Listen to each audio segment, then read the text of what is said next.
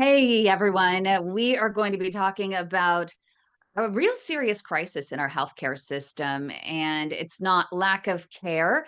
It is the burnout that physicians and clinicians are facing because they're overworked. There's too much care for others and maybe not enough for themselves. So stay with us right here on KDOW in the heart of innovation. Over to Christy, and we'll be right back with you.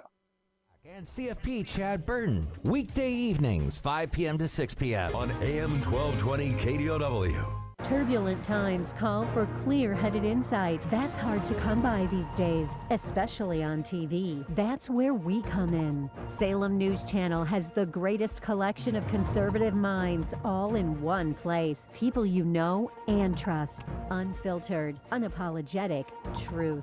Find what you're searching for at snc.tv and on Local Now Channel 525. KDOW, Palo Alto. Business radio that goes where you go. With our mobile app, KDOW.biz. Tune in, iHeart, and the Odyssey app.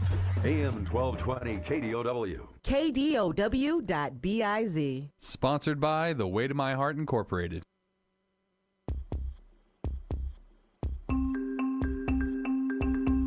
Welcome to the Heart of Innovation, 60 minutes that could save life and limb with new breakthrough ideas and innovation changing the healthcare landscape. Brought to you by Patient Advocacy Group, the Global PAD Association at padhealth.org, in partnership with Reflow Medical, the pulse of medical ingenuity.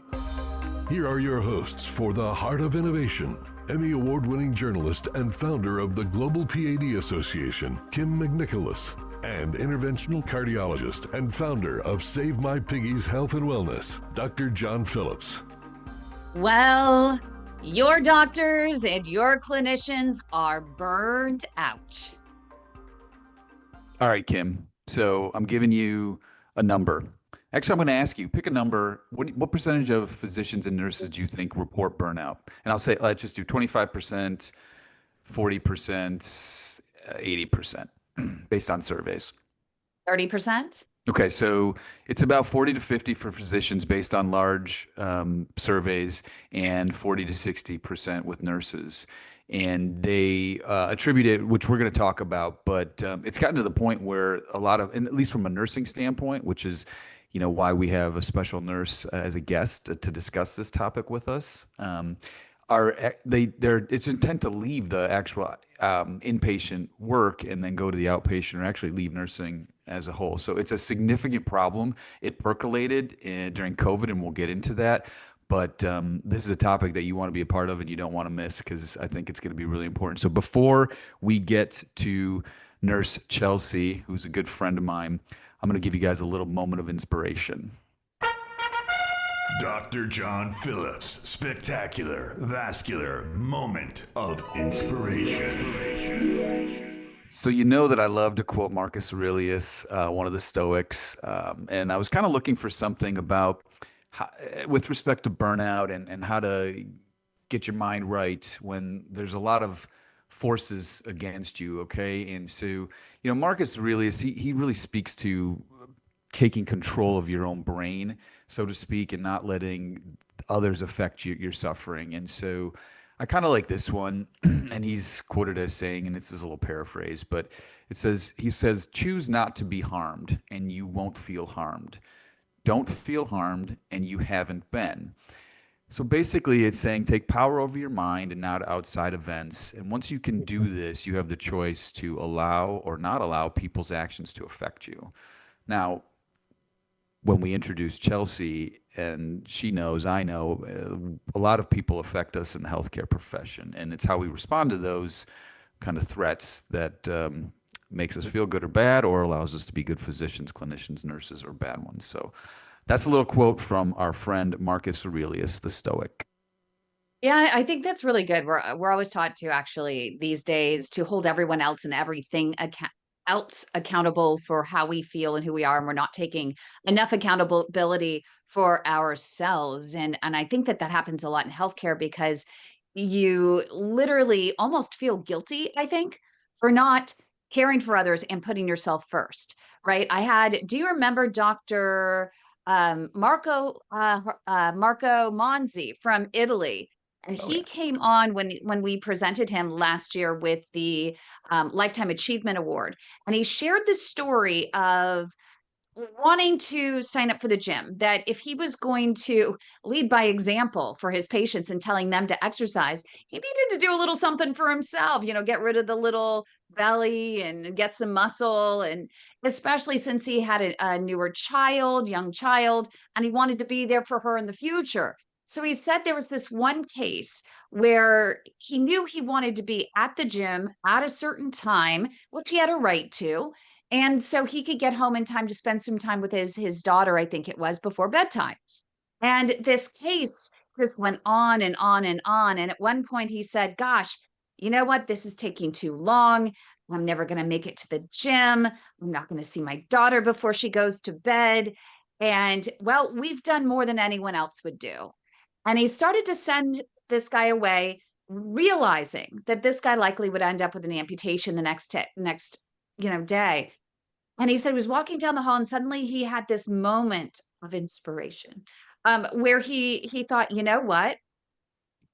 I cannot do this to my patient. Yes, I want to take care of myself, but now is not the time.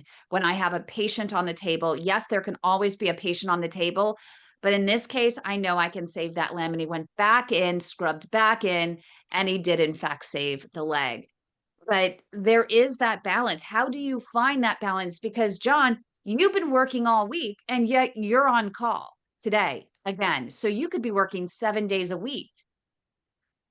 Yeah, we do. I mean, we'll get to Chelsea as an ER nurse because I mean the ER is a complete disaster these days everywhere. But I mean, it is what it is. But I'll just say quickly, like this morning, I had to do a case, and the patient was very scared. She was crying, and I was thinking to myself, okay, let me walk a mile in her shoes. She's got an issue, and she's crying because she's scared. And my job is to not only try to help her, and our job as a team is not only try to help her, but also make her feel comfortable. And that's again, it's these little moments that hit you every once in a while that keep reminding you why you're doing what you're doing, and the selfless acts that nurses do, and everyone does really. That's in healthcare. So let's roll, Yeah. Chelsea. And Can I welcome Chelsea to the show? hello. Hello. Chelsea, I mean, you've been in that emergency room, especially these days through COVID and just the emergency room in general. We have a lot of folks without insurance. We have a lot of undocumented, immigrants that are coming in, and they also don't have insurance, and everyone needs to be treated through the emergency room. Right. We have the issue here, especially in California. We deal with it. One of my friends is an emergency room nurse here, and she's like, gosh, even the most minor cold, it just all adds up. And when you look out in the emergency room and you just see a never ending line of people, that even just wears you out thinking about it. Yeah, it's rough. I mean, I'm not going to sugarcoat it. It's a stressful environment to be in. It's very fast paced. There's a lot of things involved, right? Like, um, yeah, it's a bear, but So Chelsea, tell us, we've got 2 minutes before we go to break and we'll continue the next segment. So tell us a little bit about yourself. Chelsea and I know each other through CrossFit, where she and her husband Dave owned a gym and they beat the tar out of us. But so Chelsea's an ER nurse and a fitness guru. So tell us a little bit about yourself and what this movement is, or what's got you stoked about trying to help reduce burnout with healthcare workers. All in 90 seconds or less. All in 90 seconds. good. We'll Okay. continue. 1 minute or less. All right. Well, I'm an ER nurse of 15 years. Well, a nurse pretty much of 15 years, mostly in the ER. I've had the experience of kind of working within a healthcare system in Columbus as well as across the country because I did travel nurse for 5 years, and was directly in the ER. And then outside of, my work experience, I really, I went from like being a competitive marathoner to a CrossFit Games athlete. My husband and I owned and operated a CrossFit gym for 7 years together, and then kind of transitioned into bodybuilding and became a national level figure bodybuilder the last couple of years. Wow. Yeah. And have, been able to develop skills and certain techniques to promote sleep and all of these things that we're going to talk about, right? Like, and I've had been able to do that because of my athletic endeavors, right? Like I've had to prioritize meal prepping and sleeping and all of this nervous system regulation, all of this stuff to be a better athlete in that realm. And that kind of has transitioned over into work, right? Yeah, and to be a better athlete, not only on the field, on the court, on the diamond, but also in the emergency room. We'll find out what she's doing to help not only herself, but others get over the burnout. So stay with us right here on KDOW. Don't go away. Leg health can indicate. So clear? Marsha wants Well to done. know, Yeah. is it common practice in ERs to employ paramedics? Because she had a friend in the ER recently in Dayton, and there were paramedics that worked there.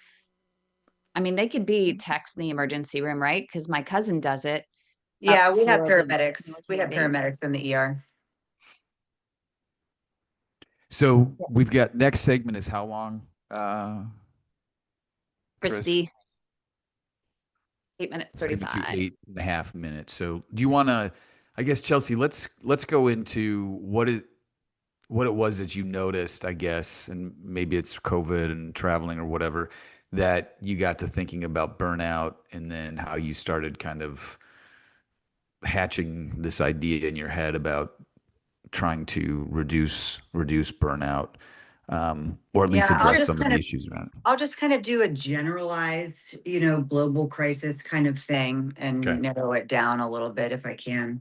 Sure. But I kind of like the way that you were describing it as, it's almost like taking your thought processes of how to build up an athlete and how to make them successful. And that's kind of, you're taking some of that and what you learn there and applying it, right, to help Mhm. doctors and clinicians, or is that not? 30 seconds. Yeah, a little bit. Like that is what I'm doing basically with this program that I'm piloting right now, my Okay. initial program. Yeah. And we Okay. can get into details about that too. Cool. All right. That's I'll bring us back. Okay.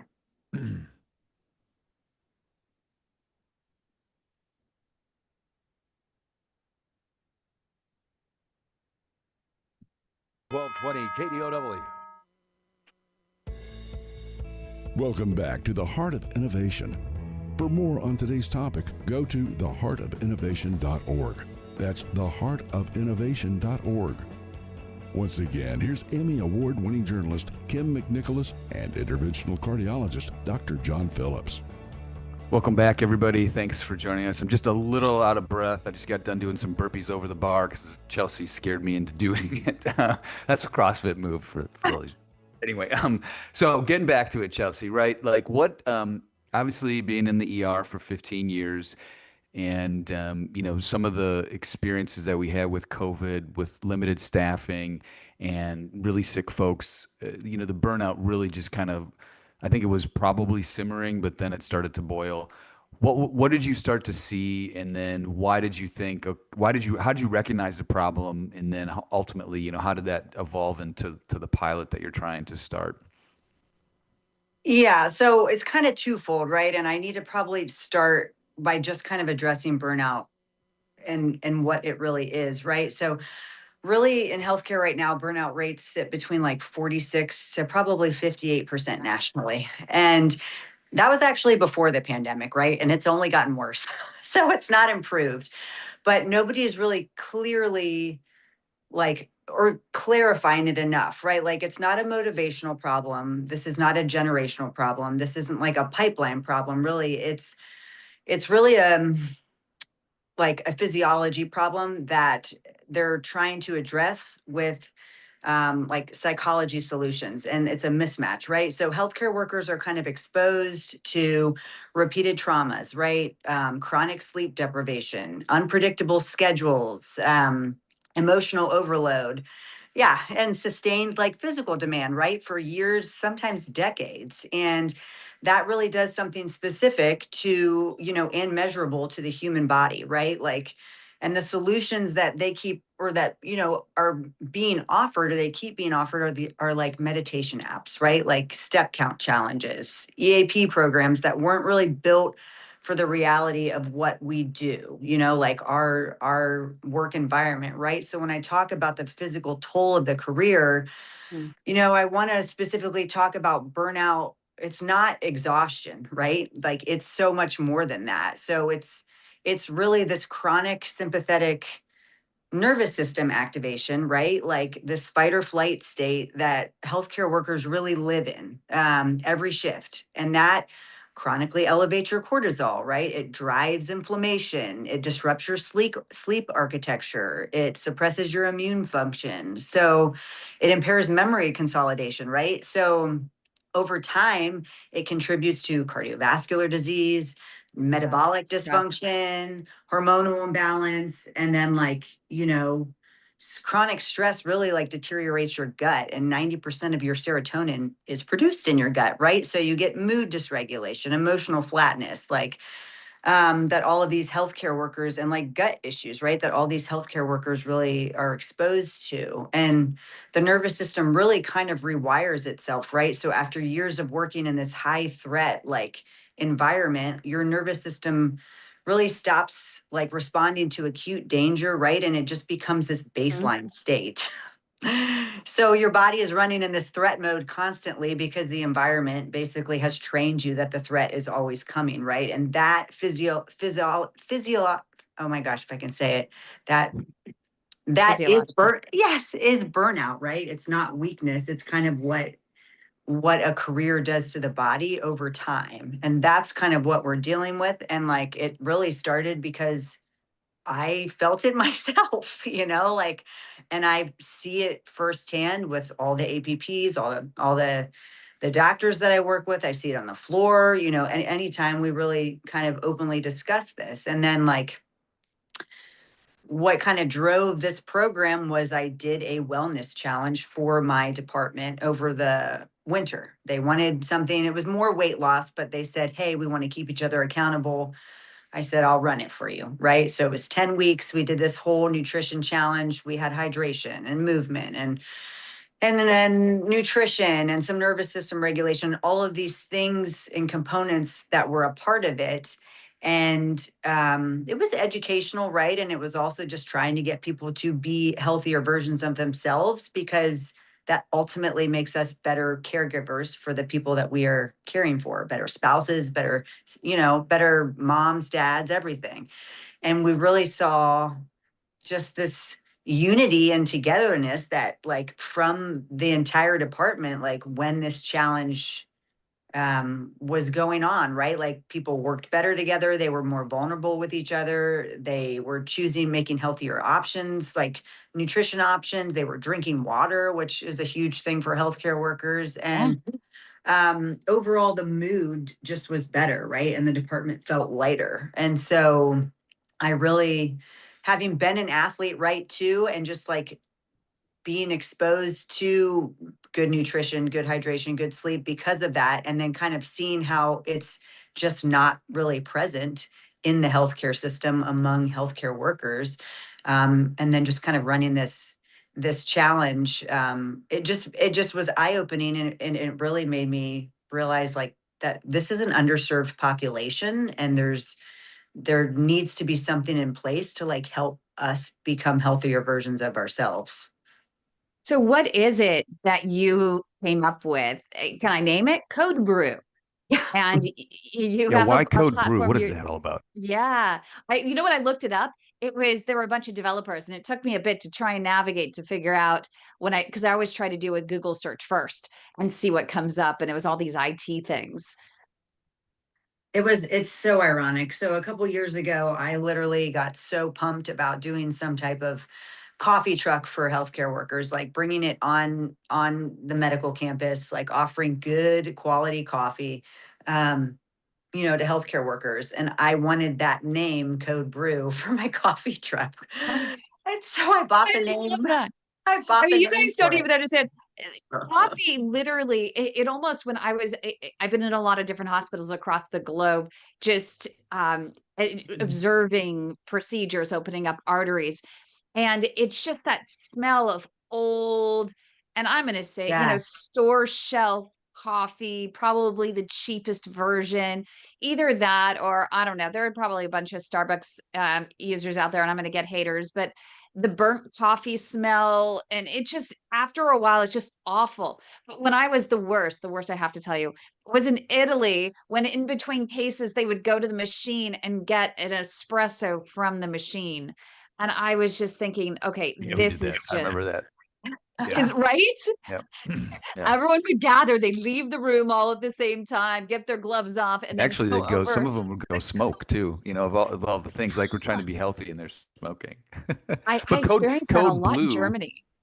Oh, I know. But I'm sorry, Code Brew is a pun on Code Blue. Code Blue is the overhead alert that someone is coding, and they're not doing well, and you're trying to save their life, right? So I mean, Yes. it's It was a so spin-off of that. Code Brew, spin off of That's that. pretty cool. So what happened to the coffee idea? I love this coffee idea. Good coffee I for your know. doctors. Don't get me started. And I ran into so many issues with all of them because basically there are things like Starbucks, Tim Hortons, all of these coffee places within the hospital, and they have non-compete with all of these clauses, with all these, these Oh. coffee places. So I really just like came to a standpoint where I could not get in or get this thing going, which was really upsetting.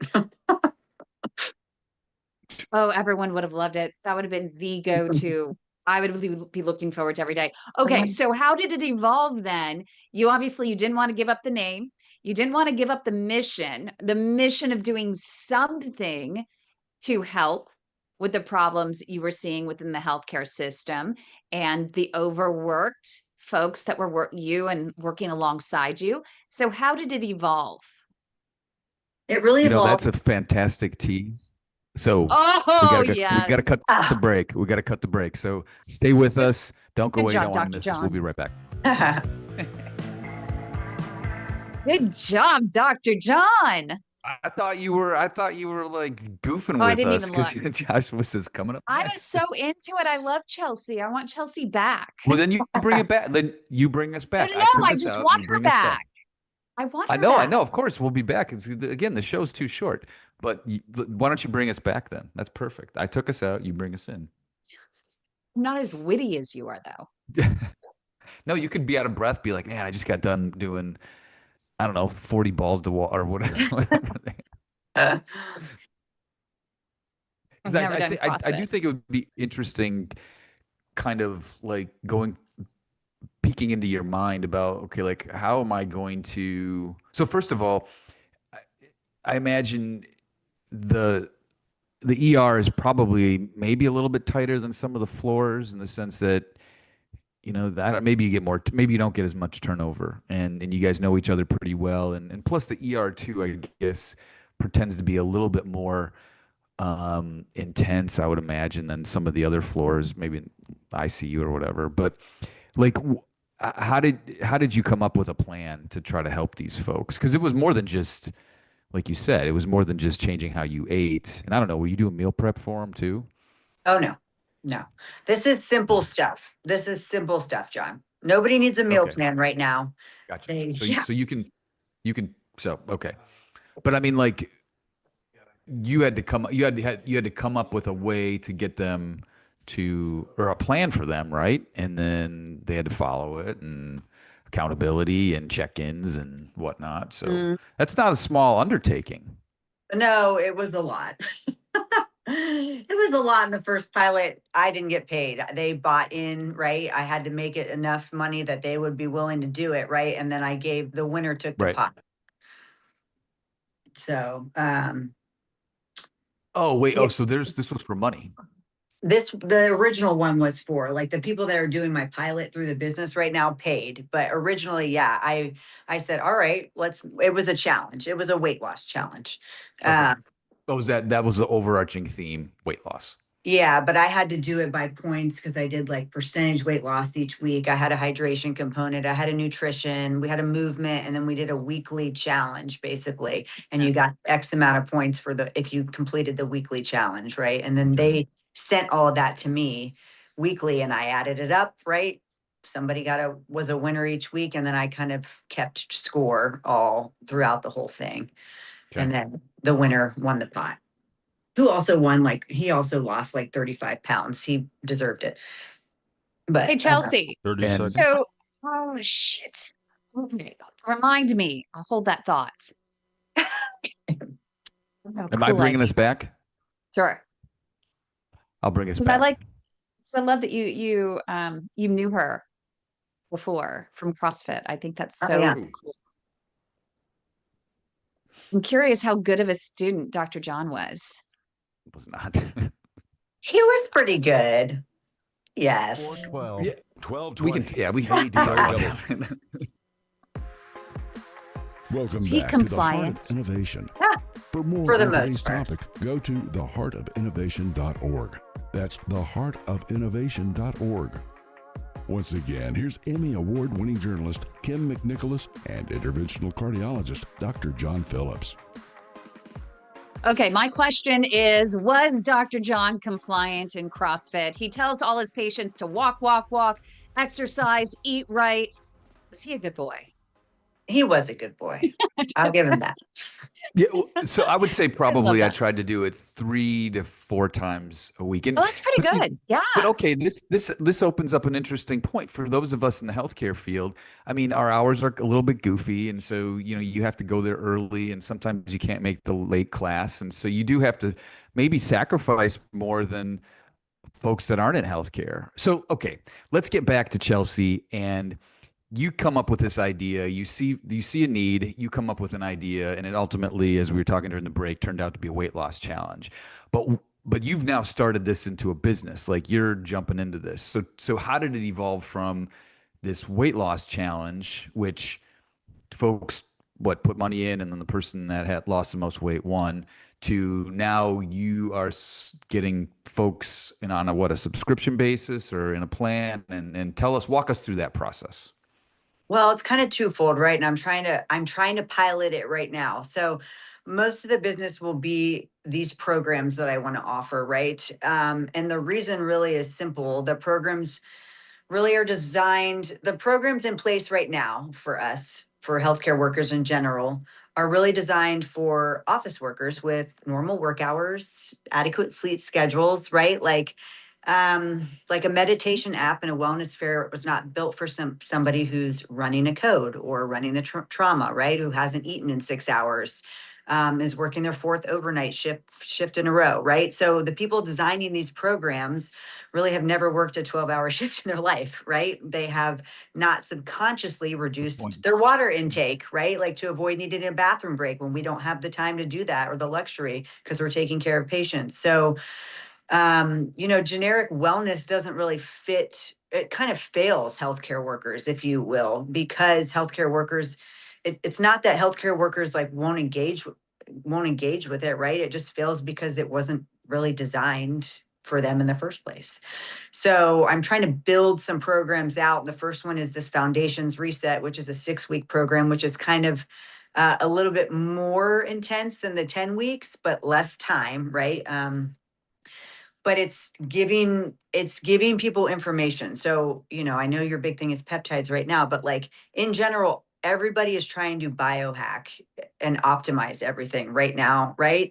But bottom line is, you cannot optimize what you are unaware of, right? And it starts with a basic awareness of where you're at, like what you can physically do or add into your system, right? And then some tools that have been evidence-based backed, right? That we can provide you to try, and then you incorporate them into your life and see if they fit, right? See if it helps. So this program has a nutritional component, a movement component, a nervous system component, a sleep component, based on our schedule. So everything that I try to do in CodeBrew is kind of built around this one question. And that really is does this actually work for somebody with a 12-hour shift multiple nights in a row, right? If the answer is no, it does not belong in this program. So, most healthcare workers really aren't struggling with because they don't really know what healthy food is, right? Like they're struggling because they have no access, they have no time, and they have no system in place.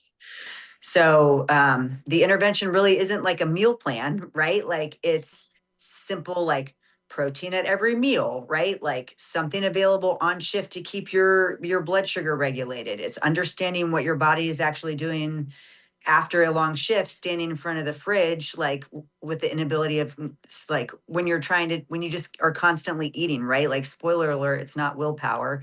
It's your cortisol and your dopamine, like being depleted, and a nervous system looking for the safest, for the best way to feel safe.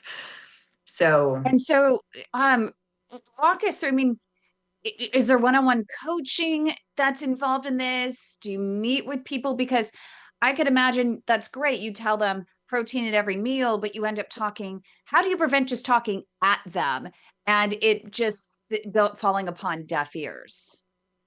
So that's really what I'm trying to figure out with this pilot program that I'm running. So I built this program. I'm piloting it with 12 healthcare workers and a marketing director right now, all at different hospitals, some with me, some not, but all over Ohio.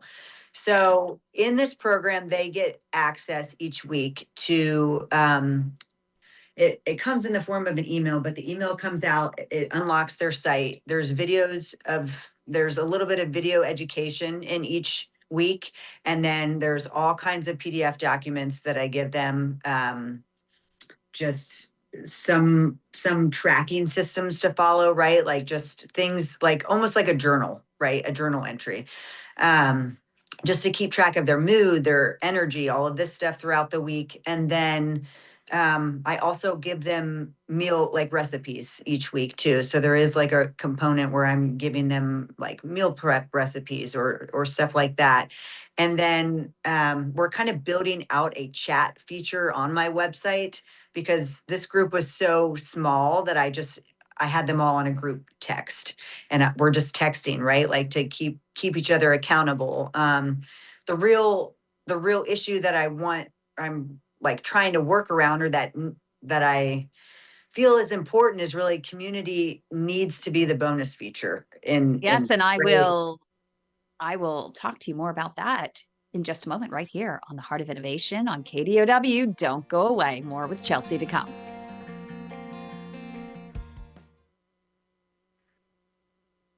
Awesome. I was thinking because yours is the Sorry, perfect. there's maybe a STEMI coming in here, so I'll be going in and out of mute. Sorry. Okay. That's okay. I think Chelsea and I like I hanging think with Chelsea. you guys don't need me Chelsea's coming anyway. back. Chelsea's coming back. Yeah. That's amazing. I love the idea of the chat feature just because that's the number one request, for our walking that we have for claudication is people want a chat. But I was going to say is we have a walking challenge coming up. And Chelsea, it's going to be called the Great Circulation Challenge. And Oh, we're getting we're building the app right now. And we're going to have people walk the 60,000 miles of vessels in the body, I however like that it. works. Someone estimated. So you'll stop at the heart, you'll go through to the subclavian, the axillary, like all the way down to the toes, even a stop in the brain. But you get to have your own team. So what if Okay. you had your own team and you called it CodeBrew with Chelsea, and you invite healthcare workers throughout, including Dr. John, healthcare workers throughout the area, and it would help because then you could start, and I'll do this for you. I'll get you all the people that have signed up for your thing that you've promoted it to, get you the email so you can have a real-time chat with them. Oh yeah, I like that. And Yeah. hey, you guys, we got to cross that next threshold. I see we have, 10,000 miles to go. Let's cross together. Yeah, I like But that. because then it's going to be cumulative, right? Everyone across the globe is going to be trying to reach the challenge, get through together because you can't do it alone in 30 days. But then what you have an opportunity to do is after the 30 days, every individual can finish the challenge on their own, however long it takes them. So you can guide every one of your people to actually then do it individually Yeah, I like that. with your team. So it just kind of might be fun. And you could use the milestones to educate them even further. um, Yeah, I like peptides that. and all that stuff. So we can work on that as soon as it's ready to rock. We're hoping that by mid-August we'll have the app fully up and running. I have a couple developer interns, I which like is it. great. Yeah, that's super cool. It would be kind of fun. Yeah. I wish they could have CMA credits. I wish that they could get you at a couple of the conferences. Maybe get Dr. John to introduce you to the CLI Global Society. And maybe there's a way that you could do a couple seminars through the CLI Global Society on burnout with tips and tricks. And Yeah. ultimately it'll be a really good partnership to get, maybe the doctors would buy subscriptions for their employees. Yeah, that would be awesome. Awesome. Any exposure I could get. That's the big thing. I mean, I haven't really done a lot in that realm yet because I'm like, I need to pilot this. I need to get the feedback. You know what I Yeah. mean? This is the first program out of a bunch that I have down the pipeline, and so I'm in tomorrow will be week 6 of 6 with this first group. So it's like, all right, let me get some data back 30 on seconds. this and figure out, how I need to tweak it, Awesome. Hi, Dr. John. You're on mute, just FYI. He's probably figuring out if he's got to go in. I'm trying to figure this out. Yeah, 97. I Nice. love that. John, oh, don't do it. No, I Statement can't. in I will protest see. of We'll Congress see. for not approving the SAVE Act. You This- can AM help. 1220 KDOW. I mean, if he's meant to be, right? Welcome back to the Heart of Innovation. For Sometimes more on you have to today's answer when topic, God go calls. to theheartofinnovation.org. That's Hey, he could live to theheartofinnovation.org. 105. Once again, here's Emmy Maybe 10. Award-winning journalist Kim McNicholas and interventional cardiologist Dr. John Phillips. All right, everybody, welcome back. I didn't do any exercising in this break, but I promise I will afterwards because I am compliant. So, Chelsea, let's continue the conversation. How much time do you have left with the pilot, and how are we going to build this thing out, and how can we help you actually? Yeah, so this is tomorrow. We'll start week 6 of 6, right? But back to just kind of the community thing. Like I don't know. The research on peer-based interventions, like in healthcare, is clear. Like community-driven programs produce significantly better burnout outcomes than individual apps or one-on-one coaching alone. It's just like, because isolation really, makes everything kind of measurably worse, right? And healthcare workers really are kind of profoundly, isolated in their suffering a lot of times because the culture of the profession really tells them to push through and not really show weakness. So, when somebody in our community kind of posts on Facebook or whatever at 2 a.m. after a brutal shift and 7 other healthcare workers immediately respond like, I see you, I've been there. That's not really just like emotional support. It's really a physiological regulation event, right? So yeah, I think the community aspect is so important with this, and the pilot really is trying to like show me how I can really integrate that, right? Like whether it's right now they're all in a text with me because they're not all in my department, right? They're at different hospitals around the city. But it's like, is there a chat on the app, where they can stay engaged? Are there group meetings? If I pilot this within the healthcare system that I'm in, we're talking about like monthly meetings where they come and it's just like an educational thing. And it's also just open for discussion. Yeah. So I'm kind of in the works of trying to get this first 6-week program out. We all started to everybody starts together. They start as a cohort because the community piece is really a non-negotiable, right? So they all start at the same time and go through it together. And then from there might be other programs, like maybe a 12-week intermediate program where we kind of delve deeper into these topics, right? Like, and then maybe some specialized tracks, like, all right, somebody really wants a nutrition track, right? So let me give you some nutrition stuff. Somebody wants a hormone track, right? I have a functional medicine nurse practitioner that's working with me who we can talk, and you, right? We could go through all kinds of hormones, men and women's, like postmenopause, premenopause. There might be a physical fitness track, right? Like where somebody wants a fitness program, right? And then I have built that into. So that's kind of where I see it going, but I kind of have to start with this original pilot first. I don't want it to be a wellness app. I really want it to be like a long-term kind of health ecosystem, really built by somebody who spent 15 years inside the problem and is trying to solve the And problem. you want to keep this ecosystem to healthcare workers I at do. present. Okay. I really do. Can you share us why? Because some people are probably like, why don't you just branch out to everybody? Yeah, well, so you had asked me previously, like, are you doing meal plans for them? I'm like, absolutely not, right? I compete at the CrossFit Games. I've been a marathon runner. I've been a national bodybuilder. Like, I know what extreme looks like, right? And what it costs. And when I look at a nurse, or a medic who's worked 60 hours a week, right, is running on 5 hours of sleep and is trying to figure out, I don't know, how to take care of themselves, like the answer is not more intensity, right? Like the answer is finding the minimum effective dose of habits that protect you, and your health across a career that might span 30 years, right? So that's 2 strength sessions a week, right? Like that's enough protein, like to preserve muscle. It's consistent sleep hygiene, even when your schedule fights it, right? It's like one nervous system regulation practice a day, like they're not really impressive, but they do, and they don't really make like this great Instagram content, right? But they are the difference between, functioning at 60 and not. And sustainability is not really like a consolation prize, right? Like for people who can't do it anymore, it's a strategy. Yeah. Yeah.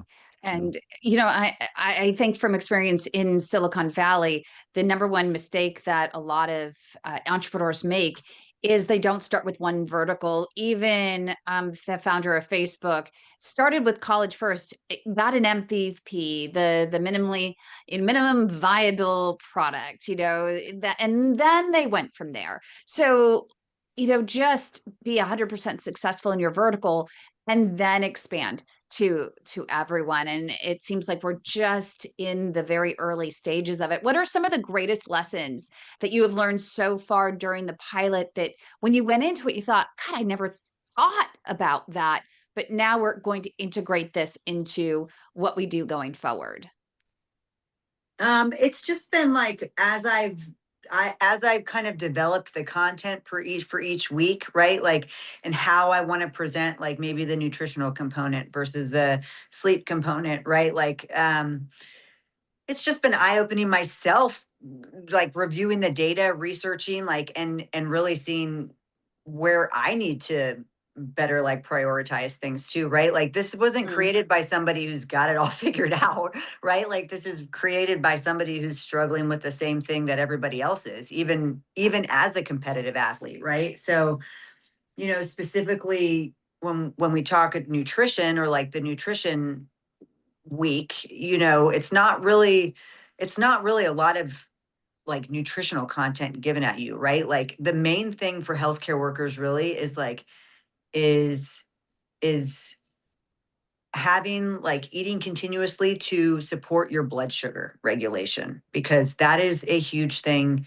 with healthcare workers, right? Like you eat something, your blood sugar spikes, your pancreas releases insulin to bring it down, right? Like that's normal, that's how it's supposed to work, right? The problem really is when you eat something and it spikes your blood sugar very fast, right? Like think vending machine, think donuts at the nurse's station, think coffee, candy, right? Like, and then it crashes just as fast. And the crash is not really just feeling tired. It's your body responding to this drop in blood sugar, right? Like from a stress event. And then your cortisol spikes because your blood sugar is low. And then adrenaline kicks in, right? And so your brain is kind of screaming fast sugar, and like suddenly you're irritable, you're foggy, like you can't critically think as well as you can, right? Like, and you're impaired by a low blood sugar, right? Now multiply that by a 12-hour shift, right? Where you skipped breakfast, where, I don't know, you grab something from the vending machine, at hour 6, where you haven't been able to drink water because you've been in a surgery for 4 hours, right? That's not a willpower problem. That's a blood sugar regulation problem. So, and it's completely fixable, right? So it's it's as simple as like, how do we do that? We eat continuously. We give good snack options. What are quick snack things that you can keep in your bag to That's a avoid going to the vending great machine? question. And coming up after the break, we're going to find out the answer. So stay with us. Oh, I see why I'm not seeing him is that somehow I ended up on a private chat with Dr. Phillips. So I'm just sitting here Okay. looking for all the I was cues and I wondering, I'm kept like, looking Kim, over what the hell? and That's it okay. just, I can, I you know just what? saw I can your thing. limp along. I can limp along. You did great. I didn't look up to see that it said private message. So all I saw was I have to step away for a call, like from the ED.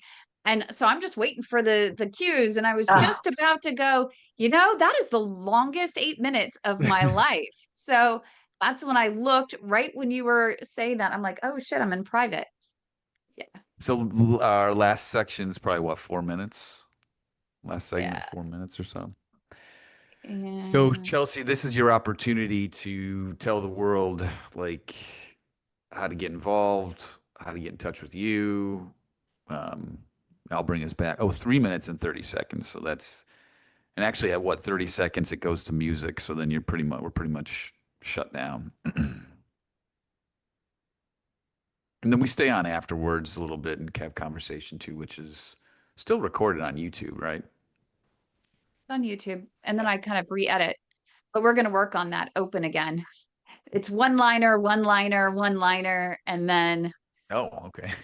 not one liner, pause, and then I didn't know. I don't know how soliloquy. much you were going to say. I thought you were going to say a little bit more than No, that. because I was actually, you want one liner, back to me, one Oh, liner, and then okay. back to you.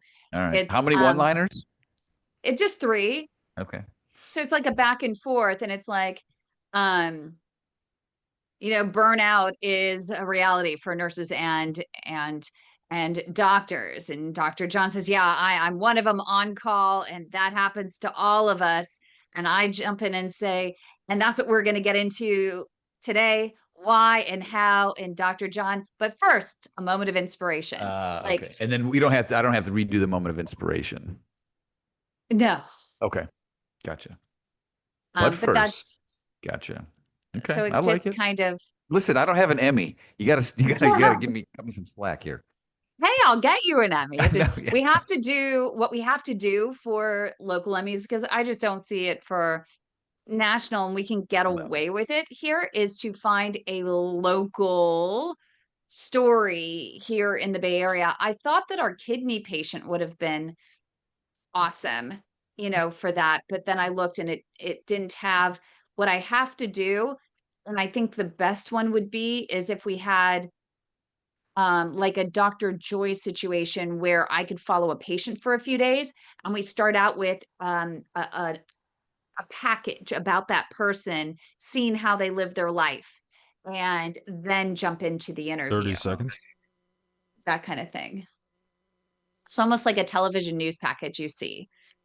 And then we go into the grander interview. And that could be Emmy Award winning. All right. We got to keep up with Miguel Montero Baker because Uh, he has an Emmy oh, he does have an Emmy? because they had a paid, I don't know, he was in a production and they added his name because he appeared as a doctor in it.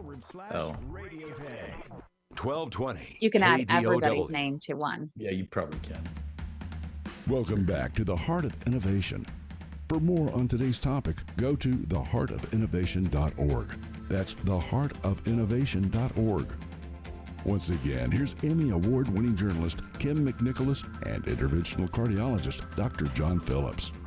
Okay, kids, we've got 3 minutes and 30 seconds left in this segment. So, Chelsea, what do we need to know about your program? How do we get in contact with you? Give us all the details, please. yeah, I don't know. I guess if there's one thing I want like physicians and healthcare providers specifically to take from this conversation.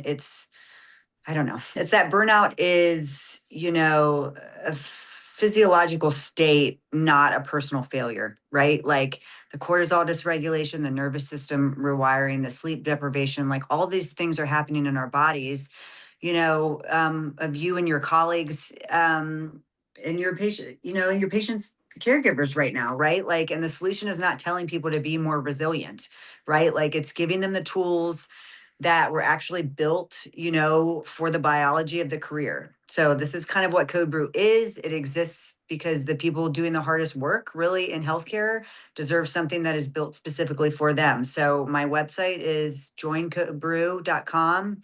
My email's on that.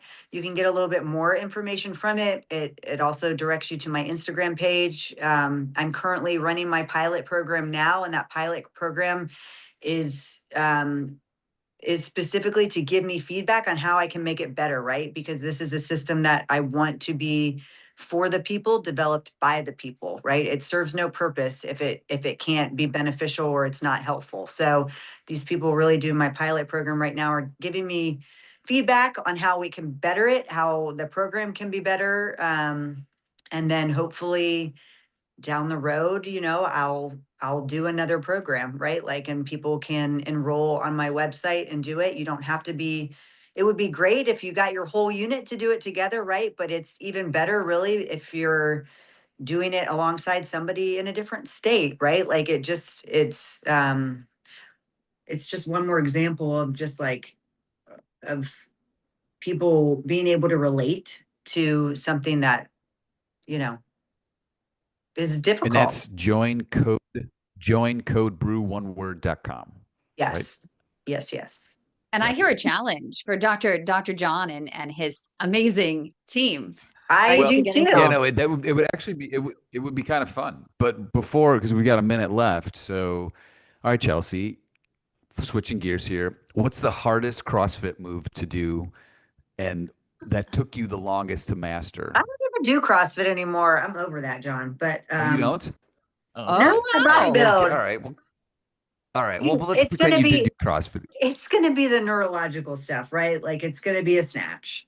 It's going to be something like that. That's like very complex, very, you know what I mean? And then you're trying to get people to do it while they're tired and fatigued. That's ridiculous. But or the muscle up. That's always the one that everybody wants to get, The right? muscle up. Yeah. Yeah. So right, you gotta get the muscle up. That's what it is.